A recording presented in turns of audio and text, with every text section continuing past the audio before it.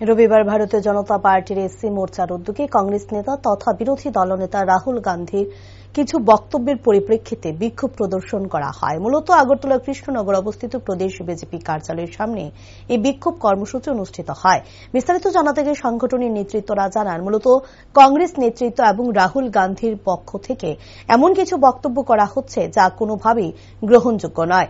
ভারতীয় জনতা party SC, ST, OBC সহ সকল সম্প্রদায়ের জীবনযাত্রার মান উন্নয়নের লক্ষ্যে কাজ করে চলছেন এবং যে সংরক্ষণ প্রথা চালু রয়েছে তার বন্ধেরও পক্ষপাতী নয়। সুতরাং যে ঘৃণ্য উদ্দেশ্য নিয়ে বিভিন্ন প্রচার করা হচ্ছে তার তীব্র প্রতিবাদ এবং বিরোধিতা জানায় বিজেপি।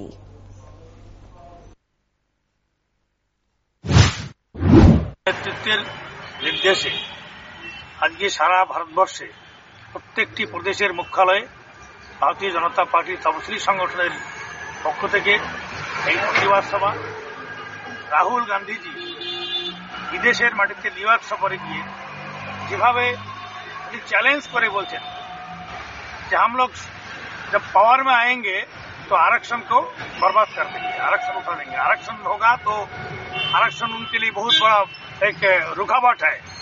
इस टाइप की जो विवृत्ति उन्होंने दिया है तो ये समाज के लिए एक बहुत चिंतित विषय है और इस विषय पर माननीय प्रधानमंत्री जी ने चिंता किया, निर्णय किया है कि हमारे समाज को लोगों को जागरूक करना चाहिए और इसी कारण से हम लोग रास्ता में बैठ के इसका उनका जो वक्तव्य है वक्तव्य की विरोधिता करने के लिए आज धरना प्रदर्शन चला रहे हैं।